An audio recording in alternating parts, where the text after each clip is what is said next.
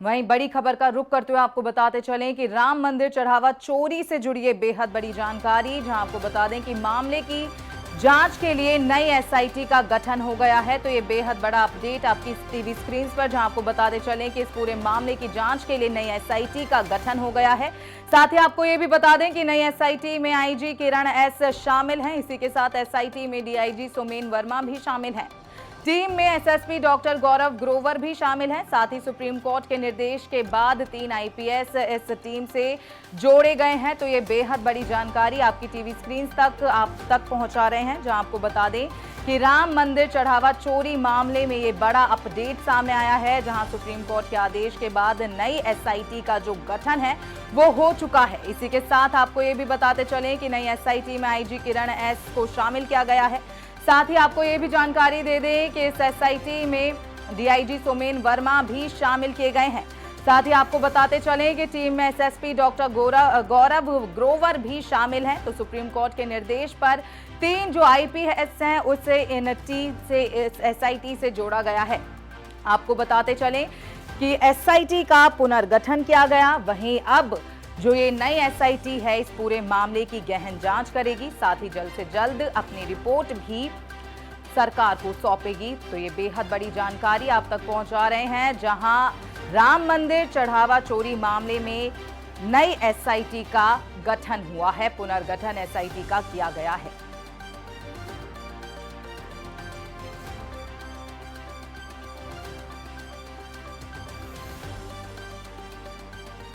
तो इस खबर पर ज्यादा जानकारी के साथ ब्यूरो चीफ प्रशांत शुक्ला हमारे साथ जुड़ चुके हैं। तो प्रशांत, क्या कुछ जानकारी आ रही है सामने?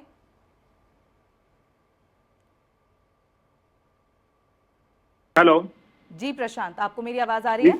जी जी जी प्रशांत, क्या कुछ जानकारी, क्योंकि देखिए नई एसआईटी का पुनर्गठन हो गया है, तो क्या कुछ आगे बड़ी कार्रवाई होगी? क्या कुछ जानकारी इस पूरे मामले को लेकर? जी बिल्कुल, देखिए अगर श्री राम जन्मभूमि तीर्थ क्षेत्र ट्रस्ट की बात करें, जिस तरीके दान पेटी में पैसा गायब होने की बातें निकल के आई थी, जिसमें एसआईटी टीम का गठन श्री राम जन्मभूमि द्वारा मांग किया गया था, वहीं पे केंद्र सरकार द्वारा एसआईटी टीम का गठन किया गया था, जिसमें 3 आईएएस आईपीएस ऑफिसर मौजूद थे लखनऊ के। तो उसी तरीके अगर बात करें, 15 दिन को समय मिला था, 1 हफ्ते के अंदर प्री रिपोर्ट उनको सौंपनी थी, जिसमें 8 लोगों के ऊपर एफआईआर दर्ज होते हुए दिखाई दिया। वहीं दूसरी रिपोर्ट भी सौंपते हुए दिखाई दी है, जिस तरीके अन्य बातें भी निकल के आई, आभूषण, जमीन और कई अन्य चीजें, जिसको लेकर फिर से समय बढ़ाते हुए दिखाई दिया गया।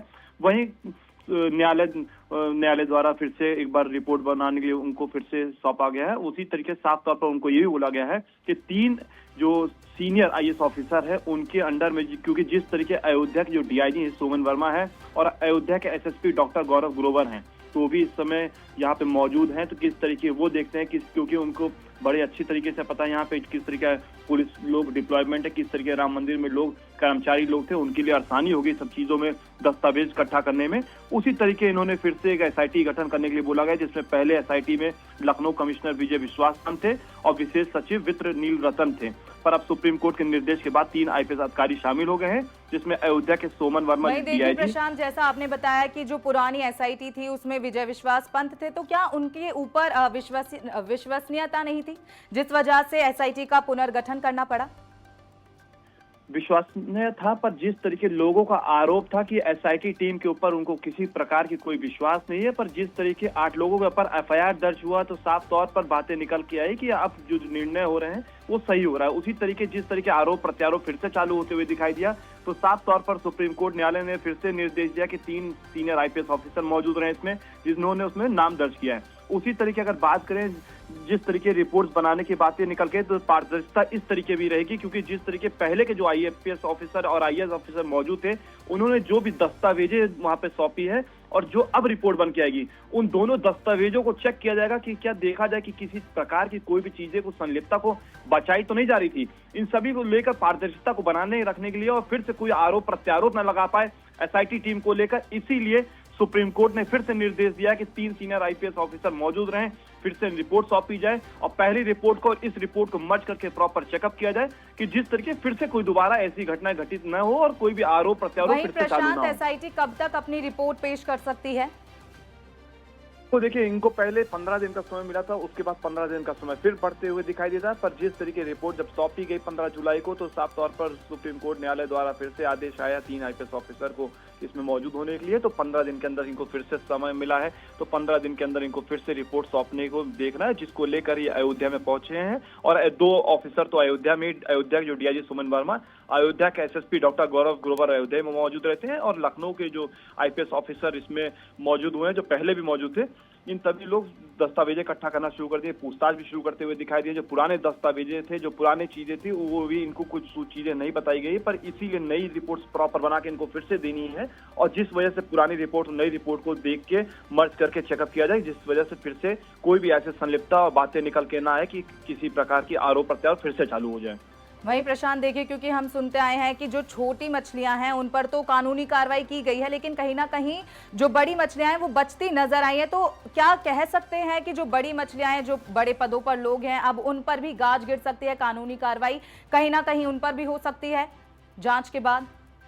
जी बिल्कुल, देखिए, अगर बात करें जिस तरीके छोटी मछली बड़ी मछलियों की बातें निकल के आई थी, लोगों को जो बीजेपी के और बीजेपी के अपोजिशन पार्टी के इसके जो लोग थे, उन्होंने आरोप प्रत्यारोप चालू किया था। उसी में अयोध्या के श्री राम जन्मभूमि तीर्थ क्षेत्र ट्रस्ट के महासचिव चंपत राय थे, उन्होंने साफ तौर पर इस्तीफा देते हुए दिखाई दिए।